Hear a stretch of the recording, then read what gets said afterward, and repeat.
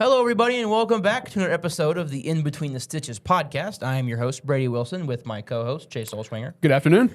It is a good afternoon. It's rainy, kind of not cold, but it's a nice. Oh, I'm gonna turn my ringtone off so that way we don't. Just because it's a tennis sound effect, and I like it, but I don't want to every. I don't know if everybody wants to hear that. Yeah. So, kind of a cold, rainy April day here in DFW. It's been this way for the past couple days. I love it. I don't know about you, but I much prefer this over what's coming in the next couple months. Yeah, I do. And don't know if this is gonna be the last episode for a little while. This is technically my finals. No, next week is my finals week. But I have all my finals, so I think next week's episode might be the last one of the current semester.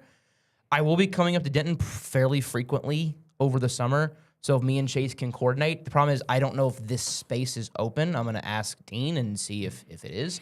If it is, we'll try to coordinate maybe.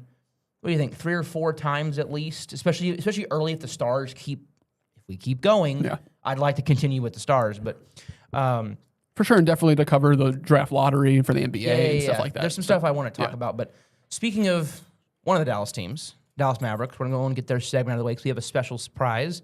Zach Wolchuk will be joining the show here in about 10-ish minutes. So we wanted to go ahead and get the Mavs segment out of the way before we call him and we do some draft talk. So we're kind of changing the format of the show today, but that's just how we're going to have to do it.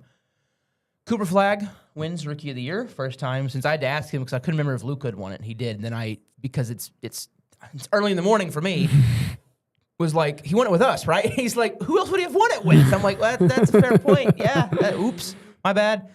But, I mean, look, it's at least something cool that happens to our team in this year of suck. Couldn't I put it any better? I mean, it was a close race for the year when, obviously we all thought Coop should have won it very easily, but obviously with the time that he missed with the injury, Knipple kept surging and that made the race really close. But ultimately, Cooper did win with a total. It was 56 first place votes for Coop and 44 for Knipple. So very close. It was a very close race. I think it was one of the closest. I forget who it was, but it's one of the closest in recent history for sure. But again, doesn't matter. He won. And that's some hardware for not only the Mavs, but for Cooper himself. Are there any incentives? I know the NBA is started to if you make a certain All-NBA, you're eligible. Is there a Rookie of the Year thing where he can be eligible for a certain contract boost? I don't think there is. I know obviously what you're talking about is just have All-NBA selections to get Supermax contracts. Yeah. Like Luka, for example, if Luka is going to make first team, but if he didn't because of him only playing 64 games this year, he'd be ineligible for the Supermax. But I don't think there's anything with the Rookie of the Year, but like you said, all NBA, there is stuff for there. Yeah. I was just curious if there was anything. Yeah. I don't believe so. Look, we got some exciting things happening to the playoffs. I know the Lakers take a 3-2 lead right now. I mean, they've surrendered a 3-2 lead. They started up 3-0. Okay, my bad. And the Rockets have won 2 straight going back. I've had people trying to tell me what's going on. I'm watching the hockey play. I'm watching the Stanley Cup playoffs. Yeah. I'm not really watching the NBA playoffs. What I said, what I mean when I'm basketball is just completely a turn off for me right now. It's I'll follow what happens, but. Because I saw a thing, I was like, the Pistons beat the Magic, and I went, what in the NBA 2K crap? The Magic made the play? I don't know if the Magic were that good anymore. Magic are winning. They're the 8 seed, playing the 1 seed Pistons, and they're up 3-2. Magic are looking for an upset. Because I'm like, I didn't think the Magic were that good. They're an 8 seed. Okay, they're an 8 seed. That makes sense. So, I know that the Hornets were really good this year. They were a play-in team, but they lost to Orlando. So in the play-in. So Orlando got that 8 seed. I know Knipple and all of them were resurging the Hornets. It's kind of cool seeing all these teams that have sucked for so long. Yeah, no, it is really good. It is good. And the last thing on the NBA before we move on, they have closed in on tanking tanking format. I don't know if you saw it or not, but it's weird. And a lot of people most people I've seen do not like the format. It basically it penalizes the bottom 3 seeds.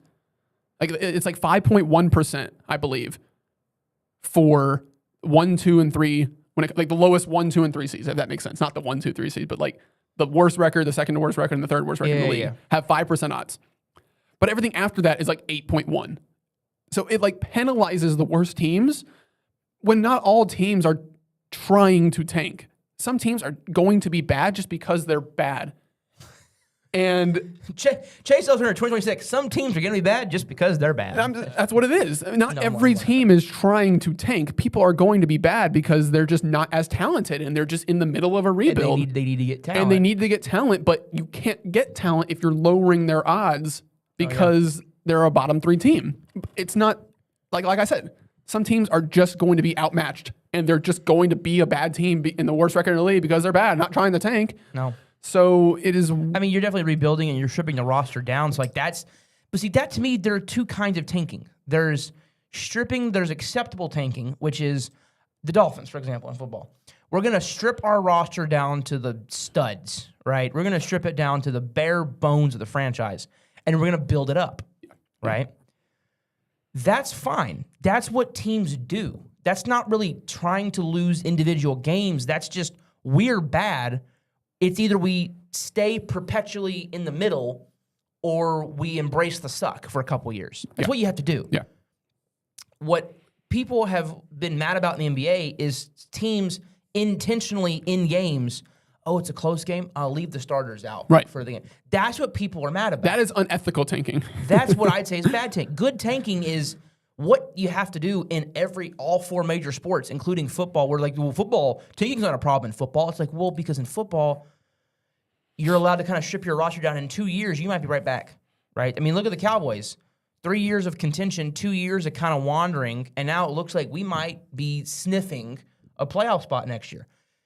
Football, it can turn around really quickly, but like in sports like basketball and baseball, even for basketball, you can turn around really quickly. You get 2 or 3 high draft picks that hit, you're right back in it. Yeah, there's 5 players on the court. There's, 2 guys can change and win you games. So there's the ethical tanking, which is I want to make this distinction clear. The ethical tanking is we're either a championship team that's aging, or we're a team that went for a championship. We've lost our window has closed. We can either try to extend the window, which if you study history of sports, never really works out. When you try to keep in fact, SB Nation, or they call it Secret Base now, on YouTube has like a whole series called Collapse. And the whole series is about good teams that either won a championship or were in contention for a championship that then lose, and it's how they collapse. And almost in every single one, they tried to continue to be competitive. Instead of just embracing the rebuild, they tried to keep the party going. And that's really, really difficult to do. Yeah. That's fine. That's what teams have to do. But intentionally keeping your starters out, intentionally in close games, calling G League guys up because whatever. I mean, like intentionally, like not only building a bad roster, but in-game decisions being, we're going to lose this game. Because then what if you're facing a team like the Hornets, and the Hornets are this close between the play-in and the lottery, and you're playing them in the last couple games of the year, and you're a team that's trying to tank, and you let them win, basically. Well, if I'm a team that's trying to keep the Hornets at bay, I'm pissed. Yeah. Because you're letting them win. Yeah. And we need them to lose. Yeah. It destroys one of the basic fabric of sports, which is, and thanks to Herm Edwards for this quote, you play to win the game. Sometimes you have to play to win the game in a few years, but when you play an individual game, you play to win. Yep. Yeah. So anyway, it is what it is. Tanking most likely will never have a clear resolution. No, of course not. It's just, it is what it is, and teams want to get better, which is why they tank. Yep. So we'll see what they do here. But again, before we move on here, Cooper Flagg, Rookie of the Year. Just it is cool. Some good news for the Mavs who haven't had good news. And we're desperate for some since the number 1 pick last year. Yep. And hopefully it happens again. You could no. Nico being fired was good. That was good. That was good. I could argue that the AD trade was pretty good. It's good in the sense that you had to, but it's not good because you traded Luka for him and you had to get rid of him not even a year later. No, I know that. I'm just saying that if you want to make, hey, I'm trying to Well, you know what I'm trying to say. This was great news for the Mavs without any drama. This is that your guy that you're gonna hopefully have for 20 years, added an accolade. I'm trying to take moldy lemons and make lemonade here, bro. All right. Well, I think it's time that we moving on to football and give Zach here a call. And yeah. I mean, just real quick. I mean, you can go back in and watch our show, and I'll probably tell Zach this, but it's mute. And by the way, we figured out a way to have the volume slightly down, so that way we don't have to mute ourselves. Because I got tired. I think it's the one thing making our draft show not as good as it could be, which is just muting hearing 10 our seconds. live reaction, not the reaction 5 seconds after I unmute us, because we go crazy. You can see Chase and Donnell hug, and then it's like, yeah, you see Chase come on. You see me, my headphones are falling off. We were hype. Everything we said we were going to do in the studio, We did. We were doing a party dance. So let's go ahead and call Zach. Give Zach here a call. Tell him like how, I don't know. They had to probably be more professional in the draft show.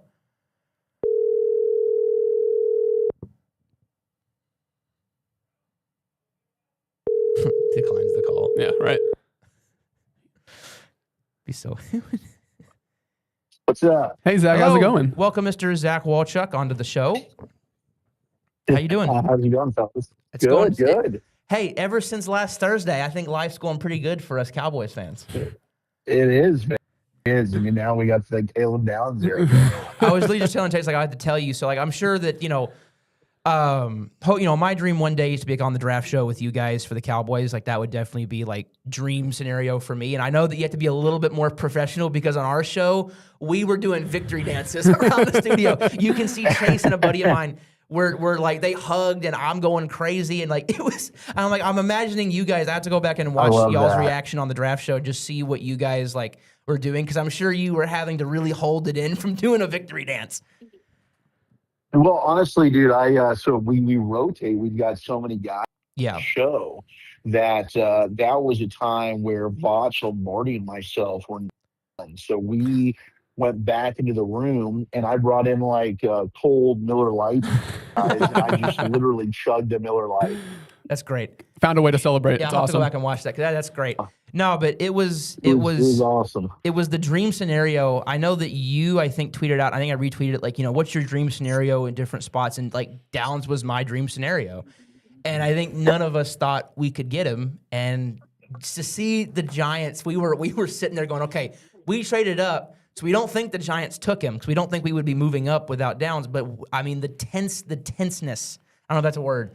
The tenseness in the room when the that 10th pick was on. We were. I mean, it was tense. But I don't know what it was. Yeah, I mean, it was. I mean, once we kind of saw how the first few, really with Cornell Tate going to Tennessee at 4. That was the curveball. Like, okay, this is like a little bit interesting. And then when the Giants don't go with him with their first pick at 5, and they go with Arvell. Probably weren't expecting him to be there, and then you have the trade. So Cleveland's trading out back to 9, really taking Spencer Fennell over Malinois. It was the saving grace, because if they had have taken Malinois, I think then the Giants do take Caleb Downs. But they're like, all right, we got Reese, so let's go with Malinois. So it just kind of perfectly, and I think the Cowboys really executed it great. Where, hey, you don't want a situation where Philly's jumping ahead of your guy. So just go up to 11 and give up the 2 5s, and they're able to get back to 2 4s later. Yeah. So it's just really a night. I mean, they improved their like we were sitting here going, guys, I don't know if I've said this in a long time, but nice job, Jerry Jones. Like Jerry Jones actually, or Steven, whoever was the one that was. I'm sure it's a combination of the both, right? Working the phones here to go, okay, we're going to get Caleb Downs, and we're going to improve our 2 5s into 2 4s, and still get Malachi Lawrence, who we wanted at 20. Right. It's what good front offices do. Absolutely. They did an excellent job maneuvering that first round. Yeah. I mean, like Brady just said, I think, was Lawrence always their guy no matter what, even if it was at 20? I mean, was he their guy 20, 21, whatever, training back? Okay. For all everything that we've been told is yes. They were going to stay there and take him at 20. I know there were some teams that felt like they were going to take Albert Falk. That was not the intention there. They actually had an opportunity to trade back from 23 and maybe pick up some more. But at that point, Mesidor just went the pick before. You know what? Let's not gamble here. And it's probably smart that they didn't, because I don't know how far back they were going to go. But the Niners were apparently going to be interested in taking Malachi Lawrence. Was Mesidor 23 was probably the move. Was Mesidor on their radar? I mean, if he fell to 20 or 23, wherever it was. No, just the age. They didn't want to go. The age, and they kind of felt that he was kind of a finished product, which I don't necessarily agree with. I think when you look at Akeem Mesidor and kind of how he's been moved around throughout his college career, he's played a lot of defensive. I think he finally found a home at edge. You saw, the production, how he flourished there. But to them, yes, they were like, he's 25 years old. The age was a factor in the first round. And, they thought that there was much more upside with that. Yeah, I also want to bring up to you their day 2, because I thought they had a great day 2 as well with getting Barham, or getting Jason Barham. And then in day 3, Getting the, what was he, 6'3" corner? Yeah, Devin Moore. Yeah, 6'3". And with Moore, they got so Zach. Just for context here, I watched 150 players. That was kind of my goal. Heck yeah. So like my top 150 was all the guys that I watched. They got 5. They got 5 of my top 150 because LT Overton was one of the few like 5th round grades that I did have. And then I watched Devin Moore. Loved Devin. His only thing is he's been injured. Yeah. He's had injuries like every single year of his career. But I had a late 3 on him. Barham looks a lot like Zach Bond, which I mean makes a ton of sense when you think about that. Because they, Wink Martindale moved him. Okay, hey, we're going to take this inside linebacker. Let's move him on the edge. And he doesn't know what he's doing, but he's the Tasmanian devil out there, so he can, make some plays. But no, I think I would like your thoughts on like how the value they got from those picks. Yeah, I totally agree with you. I mean, when I was done my top 100, it's probably like the process that I hate the most is having to stack all these guys. Like the first 50 or so, okay, that's fine. And then it starts to be, okay, I put Barham at like 103. And I was looking back at it like, did I have him way too low? I probably did. Like if I could have redone the thing about 10 different times. But I agree with you. I mean, the guy to me is just a havoc type of player. I think I actually like him more as an off-ball linebacker because I think he's a great blitzer. I think he doesn't really know what he's doing along the edge. He's just super fast and explosive and just an all-around, heat-seeking missile out there. But I love the way that, Zach Bond is a great comp in terms of how they'll probably use him. And then Devin Moore, it's amazing how well he moves for his size. You just don't see it's similar to like VJ Payne was a guy that I liked from Kansas State. Me too. 6'2". Similar, these guys that are just, fluid hips. They're able to usually get like a little bit of a hitch where you get a long strider, like the Washington corners that came out this year. Pricesock is one of those. Davis was another one. They just don't move. They were stiff. Devin Moore will still kind of glide out there. And I mean, I think he even gives you a little bit of safety versatility. But he's probably a guy that they're going to have to play this year. I mean, I don't know how this new regime is going to feel about Kalen Carson. I liked Kalen Carson. Yeah, me too. Unfortunately, I think that his, really confidence was probably shot in his rookie season, and then he's battled injuries. But, they're probably going to need some of Devin Moore with the injury history that they've had with Rebel and Bland. And it's just, the battle of 17 games in the NFL, these guys are going to have to step up and give you some reps. So I think Moore's a guy that definitely can contribute year one. And I'm with you. As long as they can keep him healthy with that soft tissue stuff, I was a big fan of his game and where they got him. Yeah, and it might be a little bit of wishful thinking here, but Devin Moore really reminds me, just when it comes to draft night, of a guy like Tariq Woolen, a guy who obviously didn't come out of a small school like UTSA, but a tall, 6'3", 6'4" corner who clearly has all the traits, and it fell and ended up becoming a cornerback one on their team. Hopefully he's not hopefully he's not a knucklehead like right. Hopefully he's not the nutcase. But I mean, is there some maybe a little, like I said, wishful thinking in there? But do you see similarities in their play style, or is it just they're both tall corners?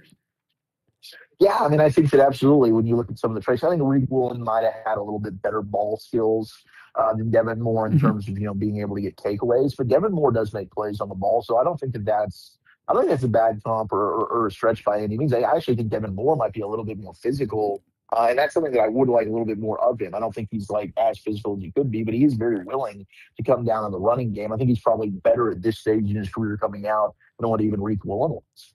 It was funny how I was going through all the players. Like I was going through receivers, and I was getting to like Chris Bell, and I was getting to all the guys, and I'm like, where are all the speedy guys? Because I'd gotten through Concepcion, and I'd gotten through Jeremy Bernard, but I'm like, where's the speed? Then I watched the guy from Mississippi State. The names are going to blend together. So Brennan Thompson. Then I watched one of my pet cats, which was Malik Benson. Like I'm like, oh, here's the speed guys. Then it was same with corners. I'm like, all these corners are not that big. And then I watched Devin Moore. Then I watched Takario Tate. And I watched Ephesians Pricesock. And I'm like, oh, here's the big corners. But with the two Washington corners, they're both really stiff. Like they cannot turn their hips and run. But Devin Moore can flip his hips and go. That's what I always put in my notes. But the only two guys I didn't watch was the East Carolina receiver, and I didn't watch Drew Shelton. He was one of my best guys that I didn't watch, and I'm probably going to go in over the summer and just get a look at because he's higher draft pick. Plus, I think they're basically telling us that Nathan Thomas isn't the developmental tackle they thought he could be, so they're going to try to make this guy their new developmental tackle. Yeah, I mean, I think that Thomas might be a guy that they look at as like, okay, we like you more on the right side than Yeah. as the left side, and I think that that's totally fair. I thought that when he filled in for Steele, and when he's had to take reps on the right side, he does look a little bit better. It's not quite the athlete that you need all No. the time at the left side.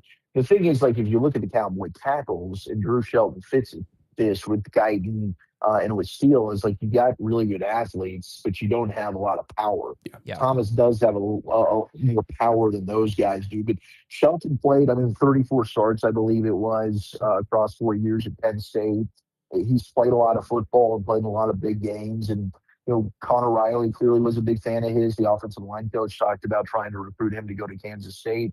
Clayton Adams was a guy that liked him a lot. They were deciding between him and Farmer, the guard from Kentucky. Oh, don't I tell me liked that. Farmer more. Don't tell me that, Yeah, Zach. I had Farmer. I liked Farmer more. Oh, because I had him at like 30. So I watched the guards. I watched like, let's see, I watched Ioane first, and I watched Pregno, and then I watched. I didn't. It took me a while to get to Farmer, and I ended up having Farmer as my second best guard in the draft. I think he was 39 on my board. So don't tell me they were doing that, because now I'm gonna feel like, no, you could have. Yeah, they were.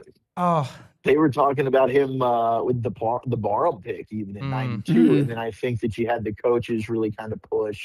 Like, we need a tackle, right? So you need they got their guy in Shelton, who they do think is a capable left tackle. So we'll see. I mean, I agree with you. I think that out of all the picks they made, the one that I'm most like, we'll wait and see is probably Drew Shelton. Yeah. But I hope that I'm wrong. I hope that he comes in and is good. They haven't been able to hit. Really outside of the first round on that tackle position. No, they haven't really been able to. It's been one of the biggest problems. You look at the roster is they have not been able to draft at all that much over the last few years. And I think this is one. I came out of that 2021 draft and I missed badly on Kelvin Joseph, but still he was part of the process at the beginning. Looking at that draft, I thought, man, this could be a draft that really kind of helps spark this team, and it did. We go on to win 3 straight years of 12-win seasons. I'm looking at this draft as a draft that could really kind of change the whole culture of the Cowboys, because you get Caleb Downs, who they called, Little Nick. They called him Little Saban on the field. Yeah. Malachi Lawrence he's got all. I was telling the guys, because I watched. I was kind of the guy that watched all the players on our draft show. And I was telling him, like, Lawrence, he's got all the tools. He's putting it together with his hands. He's just there's some smaller things, nuanced things that he needs to get. But if he gets it, the guy's going to be an amazing value pick in the first round. And then it reminds me a lot of that 2021 class where they just loaded up on defense. I don't know if it does that for you too, or. Yeah, I mean, they needed to, and I mean, like, they just didn't have a choice, this draft. And clearly defense was the glaring need.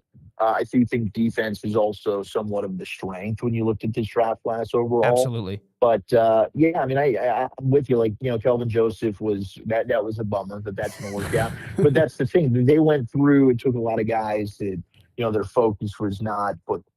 And you can't necessarily, teach a guy to love the sport. And I think that's been an emphasis, since Brian Schottenheimer. It's reminiscent to the Jason Garrett days of kind of like the right kind of guy. Yeah. And there is some element to that. They're taking a lot of team captains, but they're taking a lot of high character guys. If you look at a lot of this year's draft class, they've been academic honor roll type of players. So, I mean, clearly, high football intelligence has been at a premium, and I think we've been able to see the last couple of years they have not had the most intelligent players on the defensive side of the football. No, and I think another thing that really kind of glares out with the Cowboys is that, and I've always given Jerry Jones this type of credit, which is he listens to his coaches. It's a double-edged sword. If your coaches can't evaluate, like historically, I know people have always said like John Gruden was one of the worst evaluators of talent ever. I think I've heard Broadus say that John Gruden was an awful talent evaluator, and and so that like he's a great coach, but so when you listen to your coaches, they kind of have to, and with the way Jerry does, they have to be good talent evaluators. And I think Jason Garrett was a phenomenal. I thought he could have been a great GM in the league, maybe better GM than coach. You know, his dad being a scout for the Cowboys. I thought that's one of the reasons we were always pretty good under his tenure. If we weren't winning 8 games, we weren't 8-8. We were usually in contention. It was because he was usually a pretty good talent evaluator. Mike McCarthy, I thought, was hit and miss, but I thought Dan Quinn was a pretty solid talent evaluator, especially for kind of what he wanted. I'm hoping, and I want to get your opinion, as long as Christian Parker, Schottenheimer, I think, has shown that he's pretty decent on the offensive side of the ball. I'm hoping that Christian Parker is also a really astute talent evaluator, because if he is, that'll be kind of what stands in our way here from, are we back in the cellar or are we in contention next year? Yeah. I couldn't agree more. I mean, I think that obviously, Caleb Downs doesn't take. I mean, I think anybody with eyeballs, Yeah, that's fair. you can probably watch Caleb Downs and be like, all right, this dude's a really good football player. Now, I do think it takes, maybe some next level thinking to really understand just how damn good he was. Because I think that there was an element to some people are watching at Ohio State, and it's like, okay, well, how's he being used? And a lot of it's in the box, and I'm not seeing it in coverage. And it's like, you got to go do your homework. You can go back and watch him at Alabama. But, I mean, heck, I even asked Caleb when he was on our show this week, because I was watching his tape, and I'm like, dude, I really think that he just gets bored in the Big Ten because you're not being tested by all these teams. Like, there's a handful of really elite teams in the Big Ten. And then you're playing a bunch of teams that, like Iowa, that just aren't really threatening you on offense, right? And he said, I'll be honest, yes, I was. The ball's not always coming to you, and teams are, obviously making a conscious effort to stay away from me at times. But I do think Christian Parker, with him having Cooper DeJean and Quinyon Mitchell in that draft class in Philadelphia, and, supposedly he was very hands-on with that. I'd like to think at least with secondary players, with Downs, with Devin Moore, like those guys, bringing in Kobe Durant, I think is a player that he obviously probably likes. Hopefully Barham as well, that he does end up. Because clearly that was an issue. It doesn't always work. I mean, Dan Quinn, I think, was one of those guys. Eberflus, I don't think was, right? Zim, I think, has been in the past, but he was also in a very different era. It is. Not to make him sound old, and oranges, right? But yeah, I mean, the dude was the Cowboys defensive coordinator back in like 2003 when they were the number one defense in the league and had a terrible team. So yeah, I think that I'm leaning towards CP and this staff are the better because you have seen them get burned with the Rod Marinellis and get falling in love with Tristan Hill and some of these guys. Taco Charlton's over TJ Watt because he can't put his hand in the dirt and, Annoying. Yeah, it's Chase. Yeah, and real quickly, Zach, I know we only have a few minutes left before you have to head out.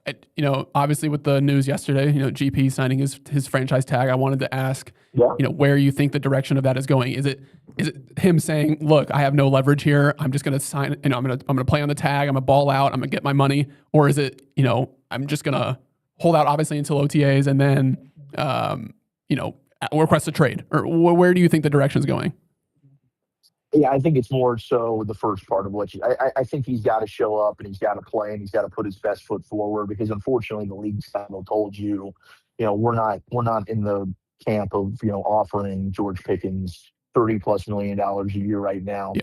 And the reason is it's not, you get people that run into legal issues, right? I think that yes, in Pittsburgh, they got annoyed with George. And a lot of it has to do with, he misses a team flight or he's getting in fights during the game or he's late to team meetings, this and that. I think since he's been in Dallas, he's been a great teammate and everybody loves him, but there is still some of that stuff where like you're late to curfew in Las Vegas and you get suspended. But I think the other element of it is, behind the scenes that people don't really see is there's a lot of team functions and especially when you become a high profile, high paid player like that, you're going to be asked to do more with events and appearances and representing the team. George is a guy that kind of likes to do his own thing and is like, screw that. I don't really want to do that. I kind of want to just chill today, but that's not really an option. Once you sign that check and you're getting like $34 million a year, like, no, bro, this kind of comes with the territory. Yeah. So I think all of that, kind of plays a part, but it's not like the Micah deal, in my opinion, where Micah knew he's getting his money, whether it's from Dallas or somebody else, somebody who's going to write that check. Yeah. George isn't in that position right now. So he's going to have to show up. And, I think as a Cowboy fan, you just enjoy watching George Pickens this year. And if that ends up being the last year as a Cowboy, then so be it. But regardless, this team's better with him on the team this year. And hopefully that offense can carry over and maybe even improve on how dominant they were last year. And if the defense with Caleb Downs can take a big step, this team has a chance to maybe compete in the NFC. Yeah, I totally agree. I think two things for me, last things here. Like, number one, my dad always told me that, if a team is not willing to pay one of their best players, there's typically a reason for that. The example he always used was Chan Ho Park with the Rangers. That he was the Dodgers' best pitcher, and they didn't want him anymore. It's like, well, hold on. Why? No one ever really asked, why doesn't the Dodgers want their best pitcher? There's got to be other than, if it's like the Tampa Bay Rays can't pay, okay, they can't pay him. But if it's a team that has the money to pay a guy, why aren't they willing to cut the check and then you get burned? So I think other teams are looking at that as like, well, if Dallas, who has him in the building, isn't willing to pay him that money, why would we be willing to pay him? He's not been in our building. Sure, absolutely. I think the last thing here is, I've heard Vach say it, and I couldn't agree more on the Crown Global. And we were like, and I went back and I watched a ton of the film, and I'm like, no, he's right. We're like 5 plays away from being a playoff team. If the defense makes like one play in the Packer game, if Leofau doesn't do the stupid thing, or if Matt Eberflus doesn't have him playing 12 yards off when it's 4th and 4, or the Panther game, like, sorry, Flus, but what are we doing, bro? Like that, I'm sorry. Like I went to cornerbacks that are friends of mine, like, okay, can you explain to me the reason that he's doing this? And they're like, we have no idea, bro. Like we don't know. I'm like, cool. I'm going to get expert witnesses here. And so I'm like, if we literally just need 4 or 5 more stops and the offense to be the same, and we can be a playoff team. We're not that far. And I know some Cowboys fans may not agree with me there, but I think you do. I do. I mean, I'm with you. I think Carolina, Green Bay, those are all games you win with Caleb Downs on your football team. And you could probably go through and look at, hey, Detroit, I think you have a chance to possibly win. Yeah. You got – he is a mass. A lot of the miscommunications and the blown coverages on the back end, all of those things, he's going to find a way to clean up. And hey, are they still a ways away and a couple of players from being an elite defense and a top 10 unit? 100%. I don't want to try and pretend like everything's solved, but they took they got the player that could probably get them the closest to fixing the most of their problems. For sure. Downs. All right, well, Zach, thank you so much for hopping on, and we really appreciate it.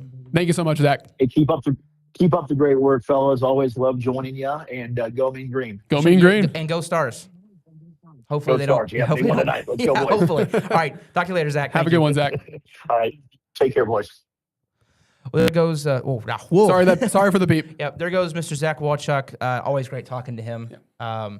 We're going to kind of continue what we were talking about. We kind of got through our points mostly about the draft, but Caleb Downs, bro. I know. We had to kind of rush everything because Zach is on a time crunch. We got back from, he's got a job. He has a job. He does this for a living. Yeah. We do this for reps and trying to, get tape. But man, after the draft, we came back and I had Donnell who was sitting next to me, and I literally just went, Donnell, you want to? And I just put on Caleb Downs highlights, and we just both looked at it. And I said, he's a Cowboy. He's a Cowboy. Yeah. Can you believe it? This is great. Like, I had never had the Cowboys in a draft. I've been doing the draft since 2018. Not once had I had the Cowboys draft the guy that I was like, I'm circling his name. This is the guy that I'm doing the touchdown dance for. I'm doing the Icky Shuffle for this guy. And a lot of the reasons for that is because a lot of the drafts I've done, we've been picking low. Yeah. We haven't been picking high. Yeah. In 2020, I didn't even really think of CeeDee Lamb because we didn't need offense. I was circling the defensive player names, not the offensive player names. Right, but when he falls to 17. When I saw him falling, then it was, I'm getting ready to do the war dance. Yeah. I'm getting ready to, So I will say Lamb is kind of in that category where it's like, once I saw he was falling, it's like, my grandparents were like, don't we need defense? I'm like, screw that. We need CeeDee Lamb, bro. Like, nah, we don't need defense. I mean, it's kind of how this year was. I mean, it was like you expected all the top defensive guys that you wanted to be off the board. And do you just take a guy like Carnell Tate, Jordan Tyson, Mikhail? Like, it's kind of similarities, shown some similarities to that draft. It was a similarity. Yeah. And so to get Caleb Downs, I mean, go back and watch that when we drafted him. I mean, you can just see our reactions. I had to watch it. I was went crazy. Yeah. It's pure joy from all of us. And then we got Lawrence. When we traded back, it was like, great. We got 2 fourth-round picks. Great. Oh, God, it's amazing. And it was great. Of course, go back and watch day 2 when we locked Seth. Well, we didn't lock him out, but when Seth got locked out. And Seth, I went and counted. It was like 30 minutes. It was not 45. He can lie. And so I counted the minutes. You can see he was gone like 30. So he exaggerated when he came back, but it was still really funny. Draft show went great. I think we had over combined. We had triple-digit views. Yeah, so, I looked at it. Thank you guys. Thank everyone for watching. That's pretty cool. Hopefully we got some new subscribers. Hello to anyone in my class that's watching this right now. Hope y'all's finals are going as well. Hope your finals are going better than mine are going right now. No, mine are going fine. Good. Do it for the joke, But Anyway, last thing for the Cowboys, just draft talk. I mean, the fact that I'm seeing grades for the Cowboys draft being like anything lower than like a B plus. I saw one that was like a C, and I'm like, bro, how? How is our draft a C? A lot that I have seen, and just people's individual opinions, I've seen A's for the most part. I'd probably say that. I mean, if I haven't done like a full grade, but I would do like a full grade. I'd grade. Okay, what's the Downs pick? Scale of 1 to whatever. Okay, it's this. What's the Malachi Lawrence pick? Okay, well, it's this. Well, if you factor in the trade, it's this, right? It's you have to get, but I mean, I said it on the show last week. I was content just with Downs, right? Like, obviously, we know the team needed multiple. I remember when we drafted Lawrence, and Seth was like, "Do you care?" And I was like, "Of course I care." But no. After Downs, I was like, "No." Oh well, Downs. We got Downs. Yeah, we could draft Pud McYou-know-what from Villanova, my last player on the board, and I don't care. Yeah, we got Caleb Downs. Yeah, I was the same mindset, but knowing that we had 2 first-round picks, and it needed to hit on both too, which obviously that's still a question for both of them, even Downs. But I was just riding cloud 9, and I still am. It's kind of surreal. No, I'm waiting for him to hopefully negotiate for that number 2 from Kobe Durant. And that's a potential jersey for sure. I mean, that is legitimately like, I know that my family's going to be like, Brady, we just got you a jersey. It's like, yeah, but this is Caleb Downs. Yeah. It's like, yeah, I kind of want a Caleb Downs jersey. Yeah. Anyway, rest of the draft. Look, we used to do like full grades for every team, and then we realized when that took 45 minutes, we were like, okay, we can't do that anymore.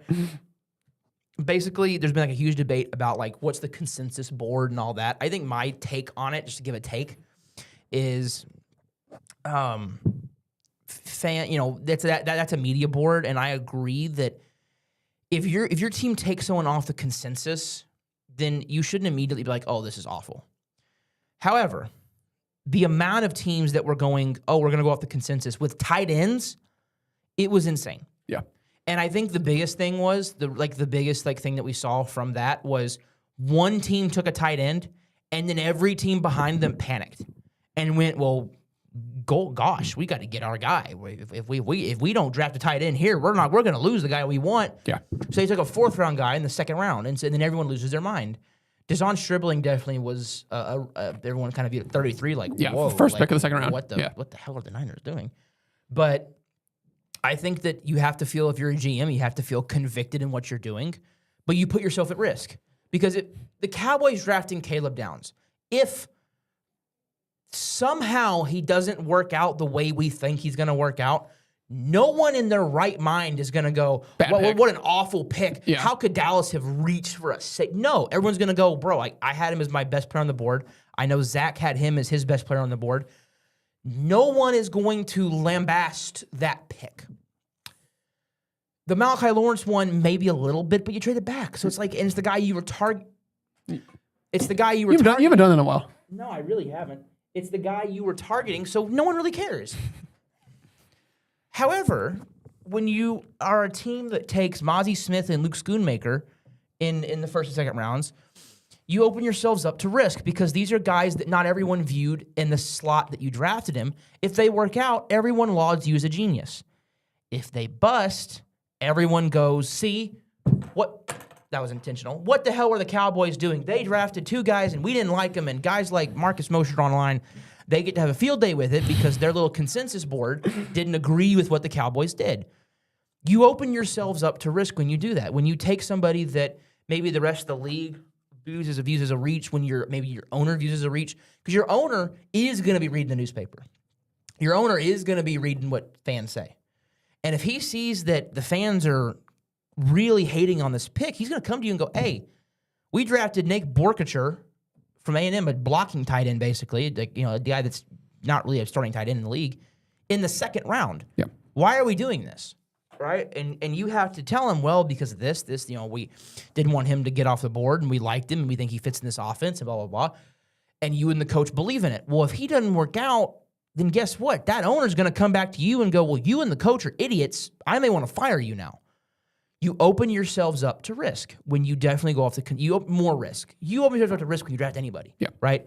But again, let's say the Giants draft, let's say that Harbaugh and Shane really wanted Caleb Downs. They drafted him. John Mara's probably not going to fire them for missing on Caleb Downs because it's not viewed as a reach. It's Caleb Downs, right? So I think that it kind of comes down to just what ends up happening. Yeah. And the consensus board is a fine tool to use kind of to see where everyone kind of stands on a player, but it should not be what you draft guys off of. You should draft as a team. As a fan, if you want to base an opinion off of that, I actually think that's terrible. As a fan, that maybe he's not going to go and watch the film to just go, well, what are all the people that get paid in the media to talk about this? What do they say?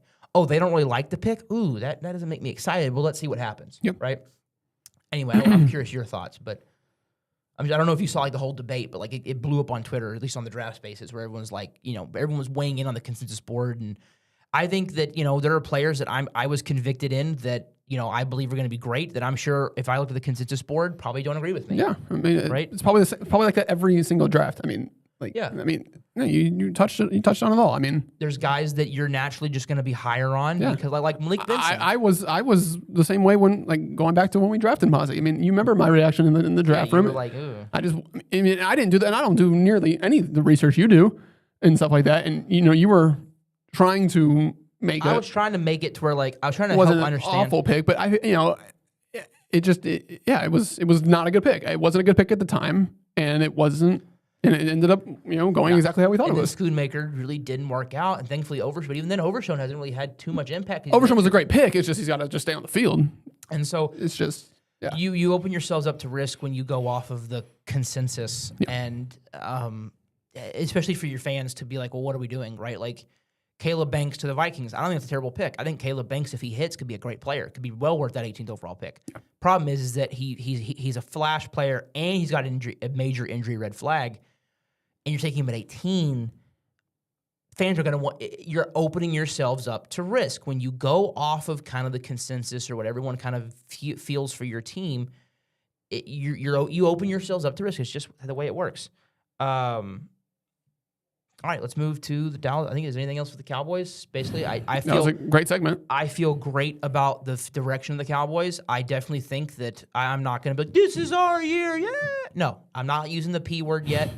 I think I used it, but I used it to ask Zach the question. I'm not going to use the P word yet. I'm not going to use the SB word yet. But I will say that I could definitely see us being a contending team next year because I don't think the Giants are really there. I mean, the Giants have an interesting team. Giants are on the up, that's for sure. Commanders are on the up. I think the Commanders, I think it's going to be a bad year for them. I think this is the year they flounder again, and I think this is a year where they fire Dan Quinn. I think this is a bad year for the Commanders overall. Interesting. And we'll see with the Eagles. I mean, the A.J. Brown drama. Yeah. No idea. It could just be a weak division in general. I mean, who knows? This will be a big year for the Eagles because it'll show if Jalen Hurts is the guy, this will be the year that he silences every critic and you as a franchise are able to move with him as your guy. Yeah. If he continues his, maybe, I guess you could call it downward spiral, if he continues to not really play to the level that he played at in the Super Bowl, then I think as Howie Roseman, you have to figure out how do I best move on from him. Yeah. Right. How do we want to do this? Because now this is just another year where we're not where we need to be. But for Dallas, I think Dallas can definitely get back into contention. I think this defense just went from a bottom 3 unit to at least middle of the pack. Yeah. And we talked about it. If we could have been the 20th best defense last year, playoff team. We would have been a playoff team. I'll use the P word now. But, like, we would have been a playoff team. Actually, you know what? I did say that if they crushed all 3 phases, I talked about this at the beginning of the semester. First phase was firing Flus and hiring the new DC. Yep. Second phase was hiring his staff. Third phase was free agency and re-signing guys. And phase 4 was the draft. And I think they, for the most part, did very, very well in all 4 phases. So I will now use the P word. I believe that this team could be a playoff team. Yeah, I mean, you always have to throw in, that everyone's got to stay healthy, especially with this Cowboys team when there's not a crazy amount of depth compared to how talented their starting positions are. But look, if everybody's healthy on both sides of the ball, I do think that this could be a solid team that can compete for the playoffs. I do agree. Yeah, I mean it. Wow, interesting. I'm reading about Drew Shelton. Oh, okay. A source from the Cowboys building said there are very few people that can play left tackle in the NFL. They believe that he can. Wow. Anyway. Oh, I see that news right there, and Yeah, I was going to bring that up for sure. I was going to bring it up. We're about to get to the Stars, but I think that last thing for the Cowboys, I think the playoffs are well within reach for this team. I think this defense just got worlds better. I think you add just this huge influx of talent. You add Rashawn Gary. You add Jalen Thompson. You go out and get D. Winters, who the more I watch him, the more I like him. You kind of shed Oso, which kind of sucks, but you're hoping that year 2 leap for Ezeraku, right? But then you bring in Kobe Durant, and you bring in Darion Kendrick, who I loved coming out of the draft. PJ Locke. You bring in PJ Locke, and then now you go out and draft Malachi Lawrence and Caleb Downs and Devin Moore and Jay-Sean Barham. And, you're really building a team that I think can be at least a competent defense. Yeah.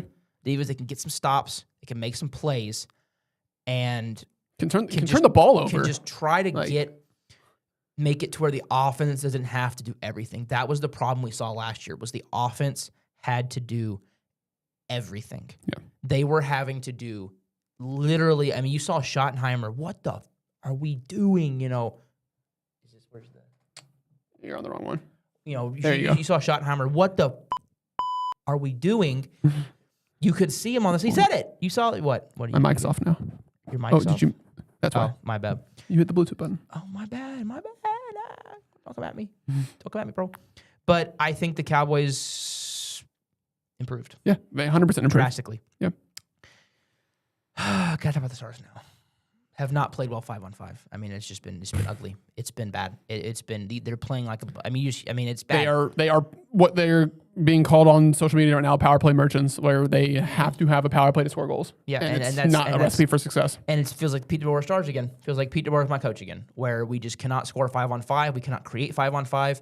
And look, got to give some credit to Minnesota. Yeah, their defense is amazing. Yeah, their ability to get guys away from Volstead. Their ability to keep guys out of the middle, keep guys out of the crease, keep guys out of his sight is fantastic. But we're just not threatening them either. Like, some of it is them being good, and some of it is just we're not threatening. And we've got to do it. I know Rantanen looks hurt. He looks hurt. This is the thing. I was worried about. I think I said this. The Olympic break, like the Olympics, these guys have been our best players went to the Olympics. And guess who are the guys on the ice that look tired? Quinn Hughes looks kind of tired. Mikko Rantanen looks tired. Miro Heiskanen looks tired. Esther Lindell kind of looks tired. Like, they all look tired because it sucks. It sucks. I loved how the way the Olympics went, but it still sucks for my team.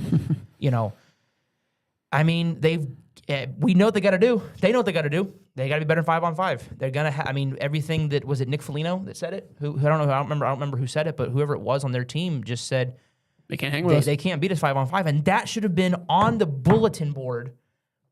Goalie going. They said they can't beat that we can't beat them 5-on-5. Let's go prove them wrong. And then he's backed that up, and they look like they just look like the better team, and there's no questioning it from goaltending to defense to offense to everything. They look like the better team. Ottinger looks great. I think he looks fine. Ottinger's playing very well. I think he looks good, but the defense is kind of letting him down. They're failing him. Yeah. They're either getting in his way. Or they're just Ottinger is not people going. Hey, Jake Ottinger's not. They're idiots. Laugh at those idiots on Twitter or X. Like, Jake Ottinger is not the problem in this series. He's nowhere near close to the top of the list of problems in this series. You have no depth scoring. No one outside of your top players has scored a goal this entire series. Outside of Robo, Johnston, Rantanen, Miro, and I think Duchesne. Duchesne has one. And no one else has scored. That's your power play unit right there. No Maverick Bork. Yeah. No Justin Ristkovian. No Jamie Benn. Zach, by the way, Bab texted me saying that he wonders if, he hasn't been a huge fan of Ben since the hit on Mark Stone, but that, with Ben, maybe it's time to let him go. I think so. And make someone new the captain, because it's more of just kind of like keeping him on the roster, having these limited minutes just to, if we were to win, Jamie Benn gets a Stanley Cup. And that's what it is. But right now it's just we're not playing well 5-on-5. And so he's bringing in, so it looks like Bunting is going to play tonight. Good. Which is good, because guess who is known for getting to the crease in those tough goals? Michael Bunting. Guess who hasn't played this series? Michael Bunting. Gully, I like what he did throughout the year, but I don't think he's been that great. Either the players are not just doing what it's been bad. it's been really bad. Tyler Myers, who started off fine in the series, but the last couple of games, I've just seen people saying like he's not been good. I've seen those memes of the guy like knocking on the spaceship or whatever outside, like when it goes back to the trade. Yeah, like, it's been bad. Yeah, I haven't. It's been bad. It's there's been times where he's great. There's been times where he's moments of brilliance, and there's times where it's like, whoa, that's bad. So Petrovic's going to be in. Good. They're trying to change something. Hopefully, they are able to. They know what they got to do. This is the same situation that the Texas Rangers were in the ALCS. Down 3-2, you're going back to their building. You've got to find a way to win one there and then come back home and try to win Game 7. And Game 6 is tonight. So and look, I know everyone's like, we're not going to beat the Avs even if we win. Look, I'm not thinking like that. I'm thinking like this. Who cares? New series. I'm looking at what's in front of us. Yeah. And I'm looking like this. So what you're saying is it doesn't matter who wins the series, so then who cares? So then just walk away. Don't watch. Yeah. And I'm going to watch. Well, then no, because you're telling me it doesn't matter. It does matter because you never know what can happen. Yeah. And maybe the Avs are tired. Maybe the Avs are tired, but maybe the Avs get rusty. Maybe they're. Well, they're going to have time off. That's for sure. That's what I'm saying is maybe they get rusty. Maybe I'm just saying it happens.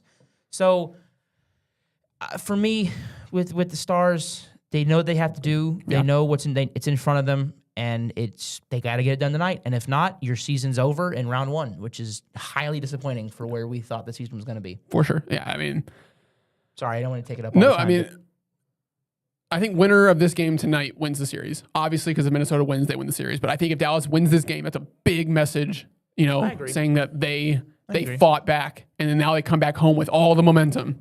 Yep. So I think winner of tonight's game. I think what also sucks. Sorry, I want to cut you off. No, I'm just saying, tonight's obviously, you're on the brink of elimination. So obviously it's an important game. I'm not trying to be cliche here and saying you must win this game. But we're gonna go home. Yeah, this is a huge game and this is a big, message game. Are you guys just going to go out and just play the same way you've been playing and just get dominated and lose 4-1?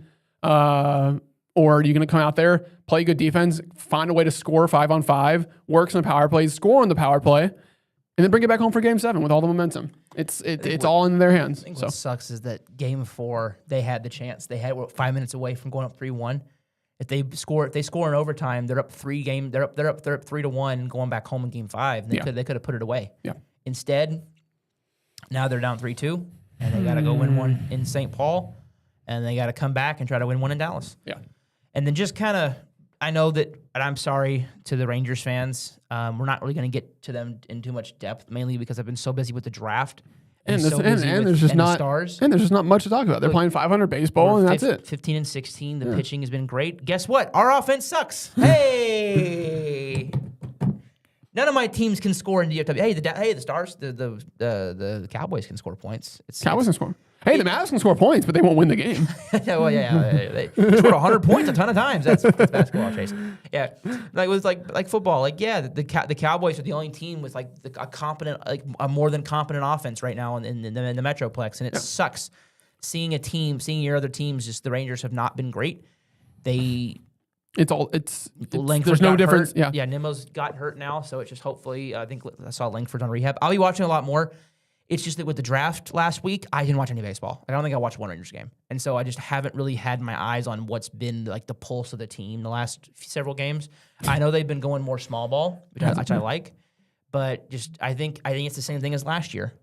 You get runners on, but you can't get them in. Yeah, I think there was a stat. It popped up yesterday during the game, or maybe 2 days ago during the Yankees series. I think they were 4 for 40 something on with runners in scoring position in the series or something like that. I don't remember what it was. It was 4 for something, and then it was 43 guys left on base or something like that. So just unacceptable. It's just unacceptable. It is what it is, and I've seen a lot of people, throwing shade at CY and just is it time to move on from him because he didn't address something that has been the problem for 2 years when we all knew it was the problem when pitching was the only reason the Rangers were 500 last year. I don't know what they have to do. I think I saw a lot of people before the season started making big predictions that the Rangers have to trade a lot of their guys just because they're not going to be good, and I think that's going to happen. I think guys like DeGrom, guys like Eovaldi are, guys that might be moved to the deadline just because the Rangers might not just be they just might not be a good team. Yeah. And it might be time to go for another rebuild, which would really suck, but we'll just have to see what happens when we get to July. Yeah. So, all right.